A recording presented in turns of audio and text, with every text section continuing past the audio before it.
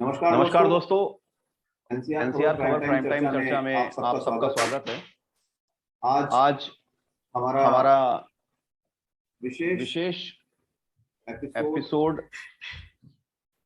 एक ऐसे मुद्दे पे समर्पित है जो बहुत सारे लोगों को पता है मगर उस पर बात करना आजकल संभव नहीं है।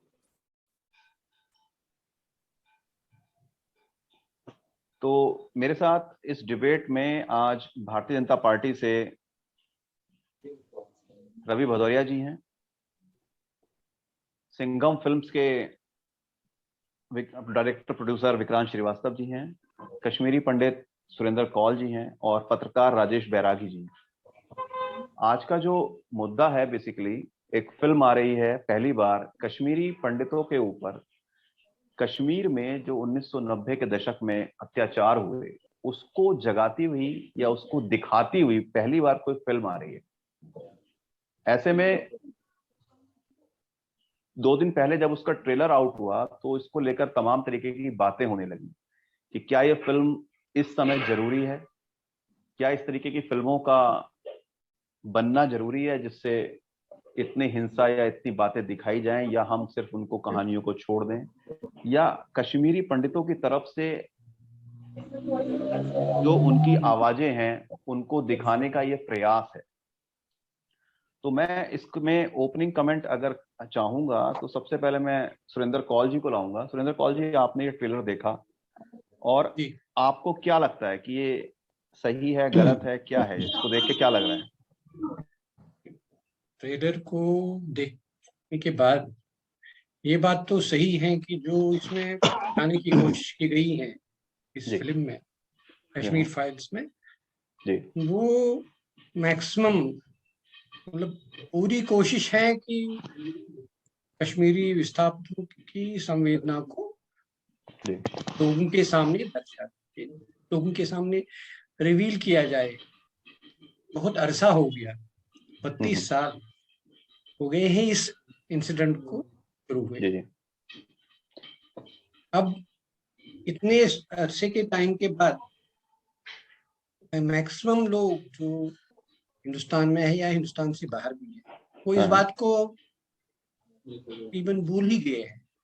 उनके दिमाग में एक खाली ये बात है कि हाँ, कश्मीरी विस्थापित हो गए थे, लेकिन कैसे हुए थे, उनके साथ क्या हुआ था और उनका आगे क्या समस्या का समाधान हो रहा है, इस चीज को दोबारा से उजागर करने की कोशिश है, जिसको सराहना चाहिए और अप्रिशिएट भी हर एंगल से करना चाहिए।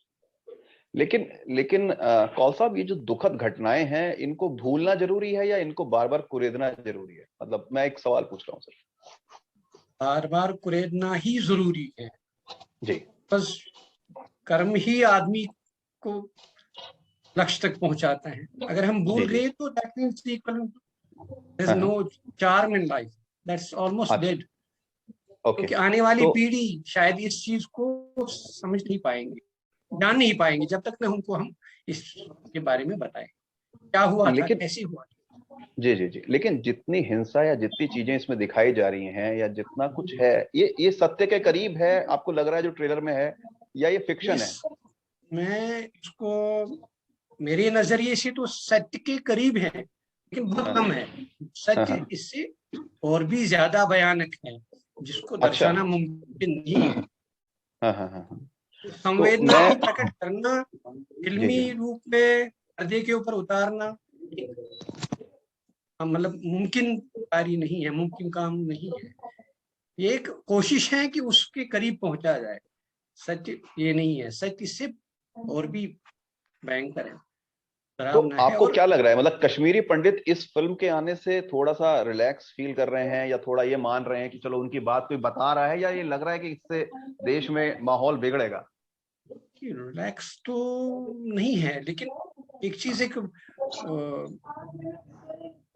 मतलब संतुष्टि हो रही है कि कोई तो है जो इस पहल में है कि हमारी बात को कहीं नेशनल या इंटरनेशनल फोरम पे रखा जाए, because we are still waiting for justice which is not हमारे साथ Okay. इंसाफ तो अभी भी नहीं हुआ है, ओके 32 साल मैं होने आपको के बाद भी। जी मैं आपको रोक रहा हूँ। मैं विक्रांत श्रीवास्तव जी को ला रहा हूँ। ये सिंघम फिल्म्स के डायरेक्टर प्रोड्यूसर हैं। मैं बता दूं कि सिंघम फिल्म का इस फिल्म से कोई मतलब नहीं है, बट चूंकि ये फिल्म डायरेक्टर और प्रोड्यूसर फर्टिलिटी से उससे आते हैं, इसलिए मैं इनको ले रहा हूँ। विक्रांत जी, आपको क्या लगता है ये जो इस तरीके की फिल्में पहले तो बनती नहीं थी, अचानक से ये बीते 4-5 साल में एक चेंज हुआ है? कभी उरी फिल्म बनती है, कभी इस तरीके की और फिल्में आती हैं, पहले फिल्में इस तरीके से नहीं आती थी, तो ये क्या चेंज किया है ये? बेसिकली आशु भाई मैं बताऊं, ये जो फिल्मों में जो ये चेंज एकदम से नहीं आया। बनाने की कोशिश हाँ हमारे यहाँ पहले भी फिल्मकारों ने की, लेकिन शायद उनको नहीं सपोर्ट मिला, हाँ सरकार की तरफ से या प्रोत्साहन नहीं मिला। हाँ हाँ 2014 के बाद से कुछ माहौल में कुछ बदलाव आया। हाँ और हाँ 2019 में जब ये कश्मीर फ्री का नारा हुआ, वो 370 जब खत्म हुआ हमारा, हाँ हाँ तो लोगों में कुछ एंथुसिज्म आया कि नहीं यार, अब कुछ कर सकते हैं। जो हाँ दिमाग हाँ में चल रहा था 90 से, वो कर सकते, हाँ उसको उन्होंने उकेरने की कोशिश की। और इसके लिए मैं विवेक अग्निहोत्री जी को बहुत बहुत धन्यवाद बोलूंगा। पहली बात तो कि हाँ उन्होंने हाँ इतने बर्निंग सब्जेक्ट पे, हाँ हाँ बर्निंग सब्जेक्ट, इट्स बहुत बर्निंग सब्जेक्ट है कश्मीर हमारा, हाँ इस हाँ पे उन्होंने एक अच्छी फिल्म बना के। और आपकी बात आपने सुनी कि हिंसा, it's a brutal history of Kashmir. Hmm, उन्होंने शायद 70% भी नहीं दिखाया होगा, जो मेरा अंदाज है। हाँ हाँ इससे ज्यादा ब्रूटल वहां पे लोगों ने झेला है, कश्मीरी पंडितों ने हमारे। हाँ हाँ। तो इसको फिल्माना एक बहुत बड़ी बात है। और शायद अब बदलाव आ रहा है धीरे धीरे। लोगों को विश्वास हुआ है सरकार में कि सरकार हमारे साथ होगी। तो और शायद ये सरकार का भी ये ये जो बॉलीवुड है, इससे पहले तो मैं मतलब विधु विधु विनोद चोपड़ा जो खुद कश्मीरी हैं, उन्होंने एक फिल्म के लिए बड़ा एक प्रोपेगेंडा क्रिएट किया था। मैं शायद नाम भूल रहा हूँ, शायद शिकारा नाम था या क्या था, शिकारा मुझे याद। शिकारा हाँ, शिकारा। तो शिकारा। वो फिल्म ऐसा कुछ नहीं दिखाती है, जबकि वो एक सेलुलॉइड सिनेमा में बड़ी क्लास फिल्म बताई जा रही थी। और फिर ये इस तरीके की फिल्म, ये क्या, ये जो ये फर्क कैसे आ रहा है? देखिए, विधु विनोद चोपड़ा और विवेक अग्निहोत्री में एक बेसिक फर्क है। विधु विनोद चोपड़ा जो कॉमर्शियल डायरेक्टर, हाँ हाँ। वो प्योर कॉमर्शियल है, वो अपने पैसे के लिए फिल्में बनाते हैं।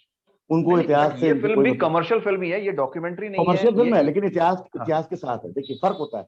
हम भी हाँ कॉमर्शियल हाँ फिल्म बनती है, पहले भी हाँ फिल्में बनी कॉमर्शियल।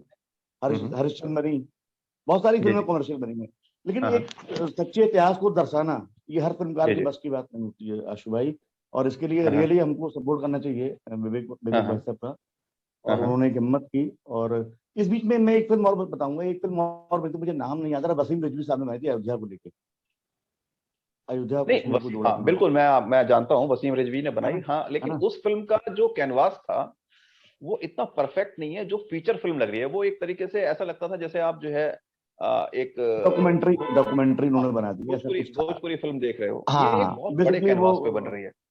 बेसिकली वो तो गलत डायरेक्टर के हाथ में थी, मैं नाम नहीं बोलूंगा, एनीवे नहीं नहीं, छोड़िए। मैं डायरेक्टर पे कमेंट नहीं कर रहा हूँ, लेकिन मैं ये कह रहा हूँ कि ये जो अब जो कोशिश हो रही है ये नेचुरल लग जी, रही है। बिल्कुल तो ये बिल्कुल बिल्कुल नेचुरल है। हाँ, तो क्या और जितना बॉलीवुड में मैंने अब, कश्मीर को हाँ जी जी, मैं मेरा जितना सवाल मैंने ये है कि कश्मीर को बॉलीवुड, पढ़ा है, जी जी जी, नहीं, मेरा जितना सवाल मैंने ये है कश्मीर कि को अभी तक हाँ, बॉलीवुड में लेफ्ट विंग काफी एक्टिव होता है, तो ये क्या राइट विंग अब स्ट्रांग होता जा रहा है? बिल्कुल बिल्कुल हो रहा है, और होना भी चाहिए। हाँ हाँ। और होना भी चाहिए, अच्छा। और हो भी रहा है। और इसके पीछे ऐसा नहीं है कि ये एकदम से आ हम्म गया राइट विंग। राइट विंग हम्म। कोशिश में था, लेकिन उसको सपोर्ट नहीं मिलता था। बॉलीवुड अभी एक्चुअली सपोर्ट मिल रहा है। अभी सपोर्ट मिल रहा है। बॉलीवुड एक्चुअली आज से 10 साल पहले, 15 साल पहले दाऊद के हाँ हाँ इशारे पे चलता था। मैं खुल के बोलता हूँ, दाऊद के इशारे पे चलता था। उनका हाँ पैसा हाँ लगता था, वो जैसा चाहते थे वैसा फिल्म बनाते थे। उनको हाँ नंबर 2 का पैसा नंबर 1 करना होता था। ये बॉलीवुड एक बहुत, देखिए, ये बड़ी बड़ी फ्लैश लाइटें जो है ना, इसके पीछे काला इतिहास है। जी इसके जी। पीछे काला सच होता है, वो अलग ही होता है।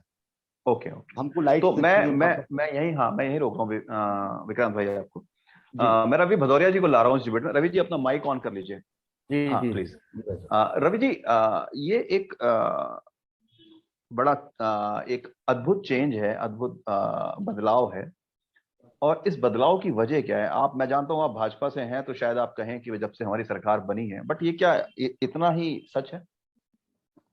देखिए, सबसे पहले तो आपको साधुवाद जो आपने इस विषय को उठाया, भले ही एक फिल्म हाँ के हाँ माध्यम से सही, लेकिन हम्म, इस विषय पर जैसे आपने भी डिबेट जब स्टार्ट किया आशु भाई, मैं तो आपको बड़ा निर्भीक पत्रकार भी मानता हूँ और आपसे काफी परिचय है मेरा, लेकिन आपने भी कहा कि क्या इस ऐसे समय में इस विषय को उठाना जरूरी है या नहीं है, या आपने कौल साहब को जो बोला कि इतिहास में बार बार क्यों जाना।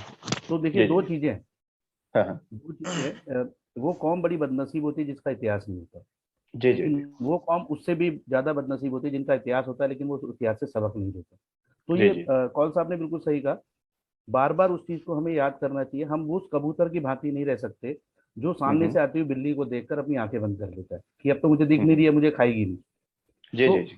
आपने अभी कौल साहब से पूछा, वो ट्रेलर तो क्या, उन्होंने तो पूरी पिक्चर देखी अपनी आंखों के सामने, जितना मुझे समझ में आ रहा है उनकी बातों से। Correct, correct. हाँ, ऐसे ऐसे कितने ही पार्ट हमारे ऑफ कश्मीरी पंडित भाई बहन हैं जिन्होंने उसको उसको उस पल को जिया है। 19 जनवरी 1990 के उस काले दिन को जिया है, जब सुबह सुबह मस्जिदों से आवाज लगाई गई कि जी, जी। कश्मीर में यदि रहना है तो अल्लाह अकबर कहना है। और एक मेरे को अच्छी तरह याद है क्योंकि मेरा कश्मीरी मैं पंडितों से, करेक्ट कर दूं, शायद ये अनाउंसमेंट नहीं था। अनाउंसमेंट ही कुछ अलग तरीके का मैं था, बता रहा हूँ, मतलब। दो हाँ, हाँ, अनाउंसमेंट थे हाँ, साहब, एक ये भी था हाँ, हाँ, हाँ। कश्मीर में यदि रहना अल्लाह अकबर कहना है, और एक था जो शायद कश्मीरी में, कौन सा मुझे करेक्ट कर देंगे, अस्सी गछी पाकिस्तान बटवरोस बटवेन बटनेव सान। इसका हाँ, इसका हाँ। मर हाँ, इसका ये इसका मतलब होता बेसिकली, है। सॉरी हाँ, फॉर हाँ इसका इंटरप्शन, हाँ सॉरी बेसिकली सॉरी कौन ये सा। करेक्टली है। हम कश्मीर को पाकिस्तान बनाएंगे, लेकिन हमें जी, जी, फीमेल्स ही अपने साथ रखने, हिंदू औरतों को मेल्स यहाँ वी विल छोड़ना एलिमिनेट। दिस वाज जी, द जी, जी। Open message to all. खैर था। Okay, okay. तो जी, तो रवि जी ऐसे कंटिन्यू ऐसे करें। ऐसे ऐसे हाँ। जो नारे लगे थे और निजाम मुस्तफा के जो नारे लगे थे, इसको कहना, हम्म, और हम्म, मैं कहीं गलत होऊंगा तो कौन सा मुझे करेक्ट कर देंगे, लेकिन मुझे मालूम है, मैंने इतिहास पढ़ा है, मैं इतिहास का ही स्टूडेंट रहा हूँ दिल्ली यूनिवर्सिटी से। हमें ये जी, सब जी। चीजें वैसे इतिहास में पढ़ाई नहीं जाती हैं, लेकिन जी, खुशकिस्मती है मेरी कि वामपंथियों के हाथों में मेरा इतिहास नहीं रहा। जी, मेरे जी, जो जी। टीचर्स थे, मैं खालसा कॉलेज से पढ़ा हूँ, वो काफी राष्ट्रवादी किस्म के थे, तो वो किताबों से अलग भी हमें बताते थे कि बच्चों हाँ, आपको हाँ। असली इतिहास भी पढ़ना है। और जी, जी। इसको छुपाया जाता है, दबाया जाता है।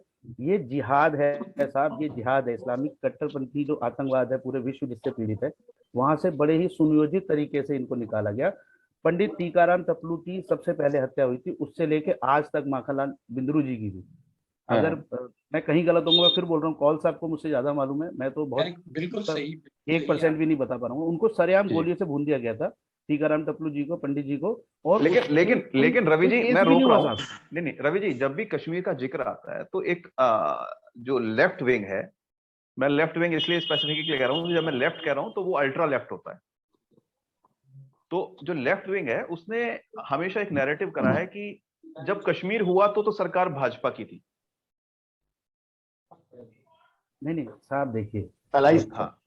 अलाइस में थी या जो भी है उसको छोड़ दीजिए, हाँ, कश्मीर में हाँ, कौन सत्ता में था, कौन पावर में था, ये सब जानते हैं। हाँ, ठीक है। और नरसंहार जब हुआ था उसमें सरकार का हाँ। तो कोई रोल ही नहीं था। अभी आप देखिए, भाजपा तो कश्मीर में अभी पहली बार सत्ता में आई थी, तो वो भी मैं बड़े इसी पे ही। आ रहा हूँ। हाँ, मैं इसी पे आ रहा हूँ। तो क्या अब जो भाजपा दोबारा है, ये जी, सब माहौल इसकी वजह से बदल रहा है, या लोग अपने आप ये एक मतलब स्वतः बदलाव है? नहीं नहीं, देखिए, एक तरीका है, हम लोगों की हाँ। संस्कृति है कि हम लोग, अब हमारे कश्मीरी पंडित भाई बहनों को वहां से निकाला गया। लोग कहते हैं, एक कौम है जो कहती है कि हम पे अत्याचार हुआ, इसने हमने बंदूक हाथ में उठा ली। तो हम्म, सबसे ज्यादा अत्याचार तो इनके ऊपर हुआ, हमारे भाई हम्म, बहनों के ऊपर हुआ। इनमें से किसी एक ने, करेक्ट। यदि आपके पास एक भी उदाहरण हो पूरे हम्म, विश्व में, किसी भी एक हिंदू ने सिर्फ इस वजह से कभी हथियार उठाया हो, तो सबसे सहनशील और सहिष्णु कौम जो है वो हिंदुओं की कौम है। हिंदू। हमने कभी भी हथियार नहीं उठाया, लेकिन मैं बार बार कहता हूं कि इसको, इस जिहाद से लड़ने के लिए आपको लगातार सत्ता में रहना पड़ेगा। जैसे आपने धारा 370 हटाई है, जैसे आपने अपने संस्कृति का उत्थान किया, और अभी तो शायद कौल साहब भी बताएंगे आपको कि अब जम्मू कश्मीर परिसीमन भी पूरा हो चुका है। अब जम्मू ओके। की सीटें कश्मीर के हाँ, बराबर हो हाँ। चुकी हैं। तो ये भी एक बदलाव है। हम लोग धीरे धीरे, हम लोग लोकतांत्रिक तरीके से, तो हमारे लिए तो क्या संविधान। मैं ये मानूं कि ये जो फिल्म है, ये बेसिकली इलेक्शन के समय भाजपा को सपोर्ट, इमोशनली सपोर्ट देने के लिए है, नहीं? सर आप देखिए, पत्रकार है, आप कुछ भी इसमें निकाल सकते हैं, लेकिन मुझे नहीं लगता कि ऐसी अच्छा। कोई भी फिल्म अभी हमारी विचारधारा को ऐसा कोई सपोर्ट दे रही है। हम इसी विचारधारा के, ये फिल्म अब सच दिखा रही है। ये जो भाई, ओके। जैसे भाई साहब ने बताया था अभी कि हाँ, हाँ, दाऊद के चंगुल से जैसे फिल्म इंडस्ट्री निकली है। पहले हाँ, एक खास हाँ, हाँ। किस्म के कलाकारों की फिल्में 100 करोड़, 200 करोड़, 300 करोड़ कमाती थी। वो पैसा हम्म। कहाँ से आता था? नोटबंदी के बाद क्यों नहीं कमा पा रही है वो फिल्में? जी, जी, अभी जी। मैं कोरोना तो मैं अभी मैं आता है ना, बिल्कुल, कोरोना तो अभी आया बिल्कुल, है, बिल्कुल। लेकिन हाँ, नोटबंदी के बाद उनकी फिल्में कमानी बंद हो गई। अब आप मैं समझ रोक जाइए रहा हूँ कि रवि जी आपको। हाँ, मैं रवि जी रोक रहा हूँ। राजेश बैरागी जी भी हैं। राजेश राजेश जी, आपको मेरी आवाज आ रही है? जी हाँ। राजेश जी, एक बार अगर वीडियो ऑन हो जाए आपका तो अच्छी बात है, नहीं तो फिर भी कोई बात नहीं, मैं प्रश्न पूछ लेता हूँ। राजेश जी, आ ये गया क्या? हमने, मैं कह रहा हूँ वीडियो अगर आपका ऑन हो जाए, कैमरा अभी क्या आप, वीडियो हाँ हाँ, मिला क्या मेरा? नहीं अभी नहीं मिला सर, ऑन नहीं है। अच्छा, एक मिनट।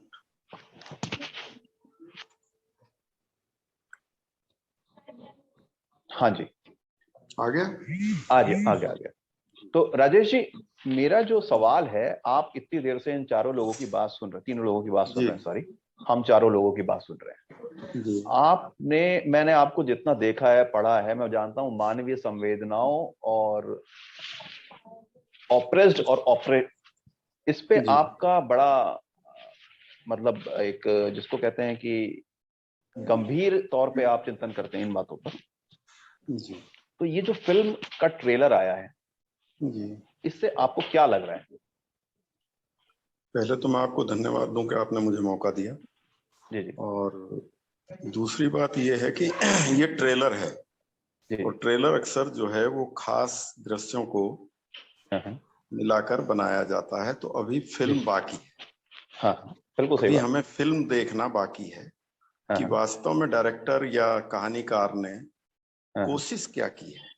हाँ क्या वो उन प्रश्नों को सही तरीके से उठा पाए हैं, और उन हम्म, संवेदनाओं को, उन भावनाओं को और उन वास्तविकताओं को क्या वो पर्दे पर लाने में सफल हुए हैं कि नहीं। जी। अभी हम केवल ट्रेलर देख रहे हैं। जहां तक कश्मीर का सवाल है, तो उस पर वास्तव में एक अच्छी पिक्चर और अच्छा साहित्य लिखे जाने की आवश्यकता बाकी है, क्योंकि ये मुद्दा उस दिन से है जिस दिन से ये धारा 370 और 35 और ये सब लगाकर कश्मीर को एक स्टील फ्रेम दे दिया गया जी जी कि वो कुछ भी करें, हम उनके ऊपर केवल सीमित, यानी हम उन्हें सहायता तो दे सकते हैं उस स्टेट को, लेकिन हम उस पर अपना शासन नहीं कर सकते, हम अपनी नीतियां नहीं लागू कर सकते। जी जी जी। ये कश्मीर के साथ रहा है। और किसी पिक्चर में शायद वो मनोज वाजपेयी कह रहे थे कि कश्मीर जो है वो समस्या नहीं है बल्कि एक उद्योग है। वेब सीरीज में था, मैं जानता हूँ। हाँ, कि कश्मीर समस्या नहीं है बल्कि एक उद्योग है हर जी एक जी। के लिए, जो हाँ भी, चाहे केंद्र में सत्ता रही हो जिसकी, हाँ चाहे वो, लेकिन इसके लिए मोदी सरकार बड़ी प्रशंसनीय है कि उसने कैंसर के फोड़े का इलाज सब्जी काटने वाले चाकू से किया। ये बड़ा आश्चर्यजनक था जी कि जी, जिसके बिल्कुल लिए सही। ये कहते थे, हम भी ये सोचते थे, हमने भी कभी उस पर उस तरह से विचार नहीं किया कि भाई 370 कैसे हट सकता है, 35 से कैसे निरस्त हो सकता है, और वो आई सरकार, उसने आकर कहा कि आज से हम उसे नहीं मान रहे, बात खत्म। जी जी नया परिसीमन हो गया है उसमें शायद हिंदुओं को, या, लेकिन जो ज्यादा बड़ी बात है वो ये है कि दो तरह के लोग मुझे मिले कश्मीर के बारे में। जी एक तो एक सज्जन थे, वो, उनसे मैंने पूछा कि आप लोग दोबारा नहीं गए कभी अपना घर देखने, तो वो एकदम जैसे घबरा गया हो, बोला कि मैं दोबारा नहीं जा सकता हूँ। ओके। दूसरे सज्जन जो हैं वो एक एस्टेक कंपनी है जो ईंटें बनाती है, ये फ्लाई एश वाली, जी जी जी जी जी। ये जीएम हैं वो। हाँ उनसे मैंने पूछा, वो भी कश्मीरी हैं, उन्होंने हाँ कहा कि अब हम कश्मीर जाना नहीं चाहते, जी। क्योंकि वहां जो है कश्मीर जाकर हम करेंगे क्या। हाँ हमारे लिए सब जो हमने अपने साधन यहाँ पर बना लिए हैं, रोजगार के साधन, घर मकान, बच्चे सेटल, सब कुछ हो गए हैं। तो अभी जो ये मुद्दा कश्मीर जो है, मैं इसे अभी देख रहा था जल्दबाजी में, जब आपने मुझे फोन किया तो मैंने इस पर थोड़ा सा पढ़ा भी। तो मुझे लगता है कि पहले दिन से इस मामले को लेकर कांग्रेस में ही बहुत विरोध था, लेकिन कुछ लोगों ने इसको बनाए रखा, और उसका परिणाम ये निकला कि हम 1990 में अपने ही देश में कुछ लोग शरणार्थी हो गए, वो वहां से भागे। अब ये नहीं, मेरा फिल्म, सवाल, मैं रोक रहा हूँ आपको, बड़ा लंबा हो जी जाएगा अगर हम जी उस हाँ, घटना को दोबारा याद करेंगे। जी हाँ, मेरा जो सवाल है, अब जब हम ट्रेलर देखा, आपने कहा कि ट्रेलर जो है बहुत खास दृश्यों को देखकर मिलाकर बनाया जाता है, जब फिल्म जी आएगी जी 11 तारीख को तो जी फिर हाँ, बात होगी। लेकिन लेकिन एक जो सवाल है वो ये है कि क्या इस ट्रेलर ने जी दोबारा से आज हम 22 फरवरी को बैठे हैं और 20 दिन हैं ऑलमोस्ट, जी एक नई बहस छेड़ दी है, उन जख्मों को कुरेद दिया है। भले ही वो चाहे, हो सकता है यही सबसे बेस्ट सीन हो अंदर फिल्म में, पता नहीं क्या है, लेकिन क्या ये नए जख्मों को कुरेद दिया है और वो डिबेट को शुरू कर दिया जिसको जैसे हम कर रहे हैं, उसमें सफल है। इससे डिबेट तो होगी ही, जी जी, इससे डिबेट तो होगी ही। और हो सकता है कि इससे आप जो एक बार बीच में कह रहे थे कि क्या ये बीजेपी को इमोशनल सपोर्ट के लिए आई है या जी चुनाव जी, में इसका बिल्कुल। कोई फायदा मिलेगा, हालांकि 10 तारीख को 10 मार्च को रिजल्ट आउट हो जाएगा और उसके बाद ये पिक्चर रिलीज 11 को होगी। आएगी। जी जी, हाँ, तो वो बात यहाँ शायद मेंटेन ना हो जो आप कह रहे हैं। लेकिन इस पिक्चर में अगर इसने जो हमारे सिंघम के डायरेक्टर जो कह रहे थे अभी, जी जी, मैं उनका नाम भूल विक्रांत गया, जी, विक्रांत जी, विक्रांत जी श्रीवास्तव जो कह रहे थे कि विवेक जी ने अच्छा, विवेक जी हैं, हाँ हाँ, विवेक विवेक अग्निहोत्री। विवेक अग्निहोत्री ने अच्छा प्रयास किया है। देखकर तो लगता है कि कुछ बातें इसमें हमें शायद अच्छी मिलें और इसको हम उस दृष्टि से ना देखें कि इसको किससे सपोर्ट मिल रहा है, बल्कि हम ये देखें कि क्या हम कश्मीर जो एक ऐसा मुद्दा है जो आज भी कुछ लोग जैसे वामपंथी मित्र हमारे कहते हैं कि वहां से उनको भागने के लिए खुद राज्यपाल जगमोहन जी थे उस समय, उन्होंने भगाया, ये भी कहते हैं। तो हम ये जान पाए कि वास्तव में हुआ क्या था उस दिन। हमारी जो मेरी जिज्ञासा, जो व्यक्तिगत जिज्ञासा है, वो ये है कि मैं जान सकूं कि आखिर हिंदू वहां से पलायन क्यों किया उन्होंने, क्या ऐसा हो गया था, क्या तो उन्हें सरकार में, जबकि सरकार थी वहां मौजूद, ऐसा नहीं था कि सरकार नहीं थी कोई, जी जी, सरकार थी, फोर्स थी, फिर भी वो सब लोग वहां से एक एक आदमी निकलकर क्यों भाग आया और उनके लिए फिर शरणार्थी कैंप बनाए गए। सरकार आज तक उससे जूझ रही है, बहुत सारे कश्मीरी लोग अभी भी शरणार्थी कैंपों में अभी भी रह रहे हैं। मैं आपके इसी सवाल को जो हमारे साथी हैं कौल साहब, मैं कौल साहब से पूछूंगा। कौल साहब, एक सवाल तो ये है जो राजेश बैरागी जी कह रहे हैं कि आखिर सब कैसे भाग गए। दूसरी बात, उन्होंने बातचीत के दौरान 2 उदाहरण दिए, जिसमें एक ने कहा कि अब मुझे याद नहीं है, मैं बात भी कर रहा था आपसे, एक जनरेशन गैप है, मतलब जिन्होंने भुगता है उनके बच्चे अब करीब 20, 25, 30 साल के हो गए हैं। और ये जो पलायन के बाद का दर्द होता है, ये मैं पहाड़ियों में भी देखता हूं कि जो पहाड़ से आ जाते हैं यहाँ पर, उनके बच्चे फिर वापस जाना नहीं चाहते हैं। तो ये जो एक 2 कश्मकश हैं, एक तो ये कि आप क्या कैसे भाग के आ गए, क्या वाकई इतना दर्दनाक था, इतना भयानक था कि भागना सबको पड़ा, प्लस ये कि अब जो परिस्थिति है, जो कौल साहब कह रहे हैं कि कोई जीएम है यहाँ पर, कोई तो कश्मीर जाना नहीं चाहता है। इन दोनों बातों पे मेरा आपसे बहुत छोटे सा आंसर चाहूंगा। मैं जानता हूँ कि बहुत मुश्किल होगा आपके लिए। नहीं, ये जो आप बैरागी जी ने पर्टिकुलर 2 पॉइंट्स पे थोड़ा सा स्ट्रेस दे दिया, जी जी, के बारे में मैं संक्षिप्त में कहूंगा कि कोई भी आदमी कहीं का भी रहने वाला हो, क्या वो अपनी मर्जी से घर छोड़ सकता है? नहीं, बिल्कुल। क्या ये मुमकिन है कि कोई अपनी मर्जी से अपने घर परिवार सब ऐशो आराम की जिंदगी छोड़ के भाग जाएगा रातों रात? इसके ऊपर ये कैराना में भी कुछ ऐसा ही हुआ था जी, शुरुआत कैराना में भी कुछ ऐसे ही माहौल बनाया गया था। अभी उसको छोड़ते हैं। माहौल बनाया गया वो अलग है, लेकिन क्या अपनी मर्जी से स्वेच्छा से कोई अपने घर को छोड़ सकता है? कौल साहब मैं जरा 1 मिनट के लिए रोकूंगा कि उत्तराखंड के अनेक गांव युवाओं से खाली हो गए हैं और कुछ गांवों में अधिकतर घरों पर ताले लग गए हैं, सभी लोग मैदान में आ गए हैं। तो पलायन तो होता रहता है, रोजगार की वजह से भी हो सकता है, भय की वजह से भी हो सकता है। भाई साहब, कश्मीर के विषय में हम ये जानना चाहते हैं कि क्या ये हम पूरी एक कौम जो है वो पलायन कर जाती है वहां से और सरकार कोई सपोर्ट नहीं करती, जबकि सरकार वहां थी। ऐसा नहीं है कि सरकार किसी दिन नहीं थी वहां कश्मीर में। वो तो बात सही है आपकी, लेकिन जहां तक मेरा मानना है, सरकार जो भी रही है उस टाइम, मुझे किसी पर्टिकुलर सरकार के साथ कोई ये नहीं है कि कौन किसकी सरकार थी, लेकिन एक आम आदमी, एक आम कश्मीरी पंडित जिसको ये सब झेलना पड़ा, जिसको मतलब मरने का डर था, मारने का डर था, वो पलायन कर गया। इसमें किसी मजबूरी और इसके अलावा कोई मजबूरी नहीं थी, जी जी बिल्कुल बिल्कुल जनरेशन बिल्कुल। की वजह से नहीं था और न कोई हाँ काम काज की वजह से हो रहा था। जिसकी आप बात कर रहे हो, आप उत्तराखंड की बात कर रहे हो, वहाँ रोजगार के जो मौके हैं वो बहुत कम है, जिसकी नहीं वजह नहीं, से वो बिल्कुल पलायन। बिल्कुल मैं सहमत हूँ, वो दोनों बातें अलग हैं। मैं रवि जी को ला रहा हूँ। रवि जी, आप कुछ कहना चाह रहे हैं इस मुद्दे पे? जी, मैं बैरागी जी का जो उदाहरण था और जो उन्होंने दोनों की तुलना की है, मैं उस पर बिल्कुल भी सहमत नहीं हूँ। मैं क्षमा चाहता हूँ, वो मुझसे बड़े हैं और यदि मैं उसमें कुछ असहमति दर्शाता हूँ। उत्तराखंड से लोगों ने नहीं नहीं, पलायन, स्वागत है। या उत्तर जी प्रदेश और बिहार से भी जो पलायन होता है कभी भी, वो अधिक रोजगार के अवसरों के लिए होता है।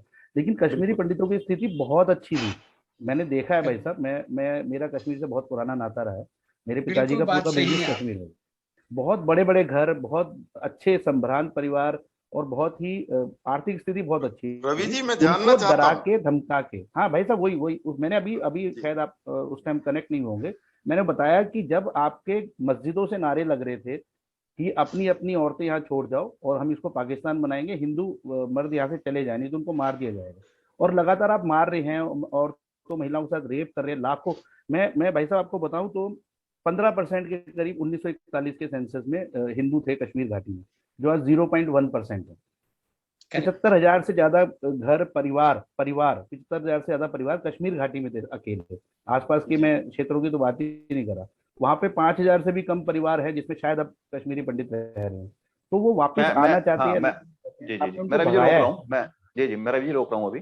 मैं विक्रांत जी को ला रहा हूँ। विक्रांत जी, मेरा सवाल ये है कि विवेक अग्निहोत्री ने तो एक कोशिश करते हुए दिखी है, अभी वो दिख रहे हैं, जी लेकिन राइट विंग के लिए इस तरीके के सवाल उठाती हुई फिल्म बनाना क्या अभी भी आसान रह गया है? क्योंकि मेरे पास एक और भी चीज है कि इंफॉर्मेशन है कि विवेक अग्निहोत्री को धमकी मिल रही है लगातार कि ये फिल्म रिलीज ना करो।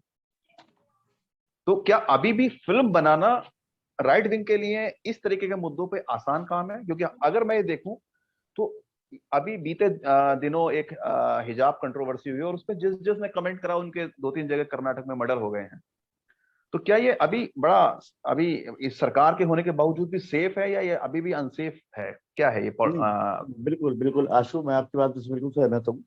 अभी भी हिम्मत बहुत मुश्किल से लोग कर पाएंगे हाँ हाँ इस सरकार के होते हुए भी। और मैं एक हाँ चीज हाँ रोशनी डालना चाहता हूँ। हमारे देश का जो नई जनरेशन है जो वर्तमान हाँ, में वोट कर रही है, शायद वो कश्मीर से अनभिज्ञ है। जी जी जी, कश्मीर के मुद्दे से वो बिल्कुल उसको नहीं पता है। मेरी बहुत सारे लोगों से बातचीत होती है, उनको कश्मीर हाँ का हाँ, मुद्दा ही नहीं पता है। उनको लगता है कि कश्मीर पाकिस्तान में चला गया, पीओके चला गया, वो वहां पे आतंकवादी आते हैं। उनको कश्मीर का, ये कश्मीरी विस्थापितों का मुद्दा मालूम ही नहीं है। मतलब जितनी मेरी युवाओं से बातचीत होती है, बहुत सारे लोगों से बातचीत होती है, मैं फिल्म आप मैगजीन सही में, कह रहे हैं। है ना, कश्मीर का मुद्दा जानते ही नहीं है वो। इस पे खुले मंच पे चर्चा होनी बहुत जरूरी है, इसीलिए विवेक अग्निहोत्री के प्रयास अच्छा है। मैं बार बार कह रहा हूँ, उनको साधुवाद है तो और ऐसे जी जी, प्रयास होने चाहिए। लेकिन इसके पीछे सरकार को भी अपनी मंशा क्लियर करनी पड़ेगी। सरकार को मैं कहीं मैं से मैं समर्थन देना आखिरी पड़ेगा। मैं इस डिबेट को क्लोज करूंगा क्योंकि टाइम होने जा रहा है। मैं 10 सेकंड में आपसे जानना चाहूंगा कि क्या इस तरह की फिल्मों के लिए और भी चीजें आगे आएंगी इसके रिजल्ट के बाद? बिल्कुल आनी चाहिए, मेरा अंदेशा है, आनी चाहिए। आप जैसे एक लोग एक इसमें फिल्म पे आगे हम लोग भी बढ़ेंगे? हम लोग भी काम कर रहे हैं। अभी हाँ डिस्क्लोज हाँ नहीं करेंगे, कर रहे हैं, हम लोग भी हाँ हाँ, काम कर रहे हैं थोड़ा सा इस मुद्दे ओके। पे। हाँ और मैं इसी बाकी बात पे कोशिश, राजेश जी आपको लाऊंगा, आखिरी 10 सेकंड जी आपके लिए भी, जी कि क्या आपको लग रहा है कि इस तरह की फिल्में आनी चाहिए ताकि कश्मीर का सच पता लग सके? क्योंकि हम एक निश्चित तौर अंधेरे कुएं को जानते हैं जहां हमें पता नहीं है। हमने कश्मीर सिर्फ वो देखा है जो कश्मीर की कली जैसी फिल्मों से बनाया गया है। फिल्मों में दिखाते थे नहीं, वादियां, अच्छी वो था, वादियां हैं। वो जी भी जी जी सच था, जी जी जी, वो भी सच था, हम्म। वो लेकिन जो वो आपका, भी झूठ हाँ जो नहीं था। आपका सच है, हाँ जो आपका सच लेकिन है वो अब, लेकिन हाँ जो ऐसे और अब आना का चाहिए। सच है वो हाँ हाँ आना चाहिए। और मैं ये मांग करूंगा, क्योंकि यहाँ पर वो डायरेक्टर साहब भी बैठे हैं, विक्रांत जी, जी जी मैं जी, ये मैं ये अपील करूंगा कि इस तरह के विषयों पर फिक्शन से ज्यादा सच्चाई के साथ पेश आना चाहिए, ओके ताकि ओके, देश ठीक है, अवगत ठीक। हो इस जी चीज से। जी जी जी, रवि जी आपको क्या लग रहा है, इस तरह की फिल्में और आएंगी अभी? आपका पॉलिटिकल, आप लोगों की सरकार का सपोर्ट ऐसे रहेगा जी जारी? जी, बिल्कुल आएंगी, आनी भी चाहिए। फिल्में हो, साहित्य हो, वो हाँ बिल्कुल हाँ सच की रोशनी में लिखा जाना चाहिए। हमने अभी तक जितना भी इतिहास पढ़ा गया है, जितना जी, भी इतिहास हमें पढ़ाया जाता है या फिल्में जो हमें हमें दिखाई जाती हैं, वो जी, सब की सब किस मानसिकता से बनती है, वामपंथ की मानसिकता। जैसे बैरागी जी बता रहे थे उनके वामपंथी मैं मित्र बस उनको खत्म करना चाहूंगा कहलाते इसलिए कह रहा था जी, बस हाँ इसको। हाँ कौल साहब, लास्ट कमेंट आपका 10 सेकंड में चाहूंगा मैं, कि क्या आपको लग रहा है कि ये फिल्म आएगी तो आपकी सच्चाई दिखाएगी और ऐसी फिल्में और आनी चाहिए?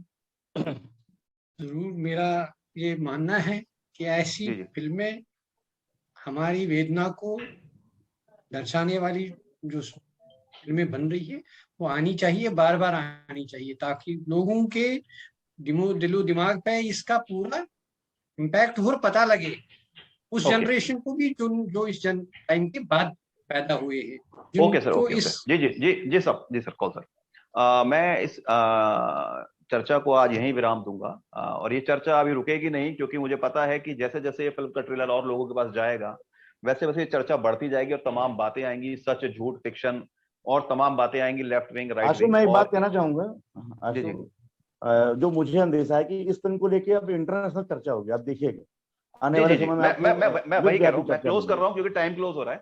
मैं यही कह रहा हूँ कि अब इस बात को लेके आगे और चर्चाएं होंगी, और मुझे लगता है हमको ऐसी कई और फिल्में देखने को मिलेंगी। फिलहाल तो हम लोग इस फिल्म का इंतजार करेंगे 11 मार्च को, हालांकि 10 मार्च को रिजल्ट पहले आ रहा है, उसके बाद हम बात करेंगे इस 11 मार्च को इस फिल्म की।